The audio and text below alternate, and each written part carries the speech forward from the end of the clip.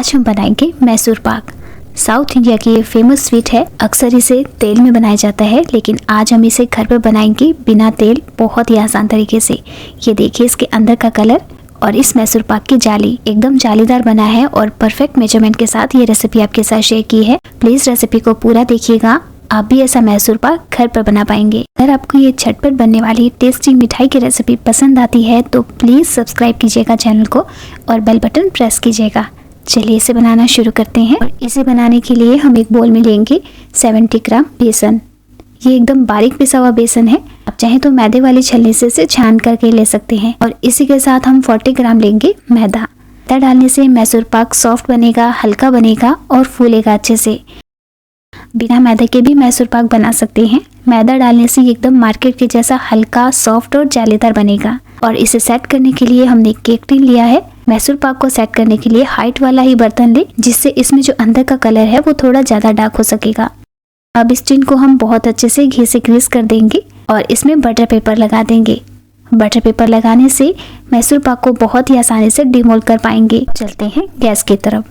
Gas पर हम एक भारी तले की कढ़ाई रखेंगे। इसमें लेंगे हम 1 कप चीनी।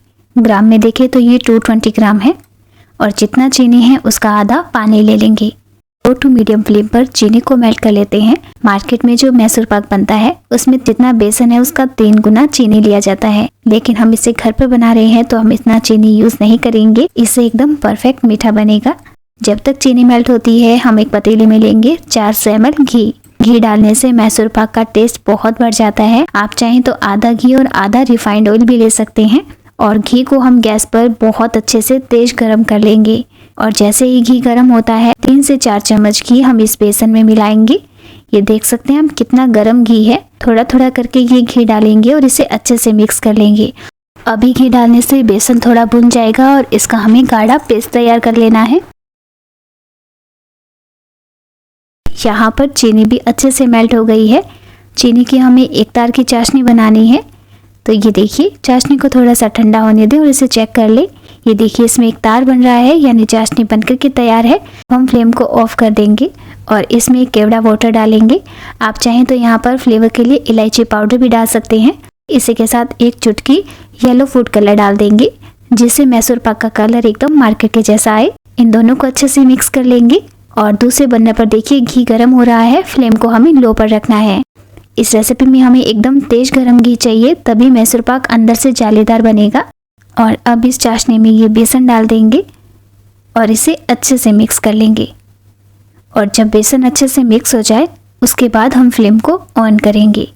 ये देखिए बेसन बहुत अच्छे से मिक्स हो गया है। अब हम फ्लेम को ऑन करेंगे।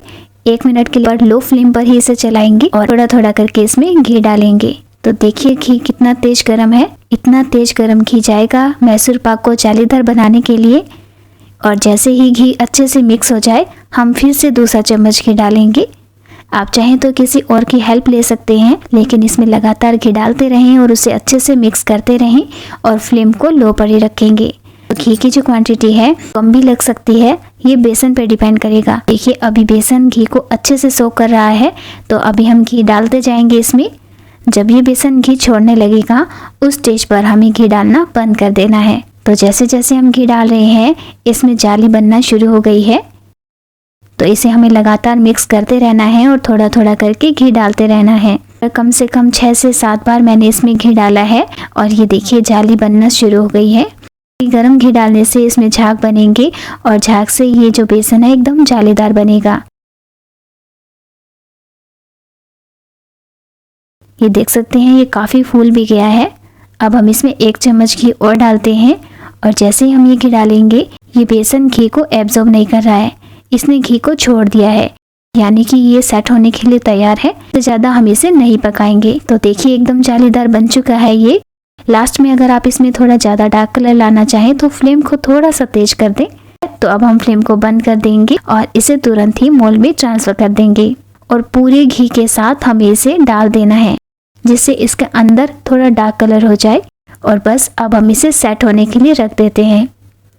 3 से 4 मिनट के बाद ही आप इसे कट करें। 3 से 4 मिनट के बाद इसमें हम कट के निशान लगाएंगे। ये देख सकते हैं ये अभी भी ये काफ़ी तेज गरम है।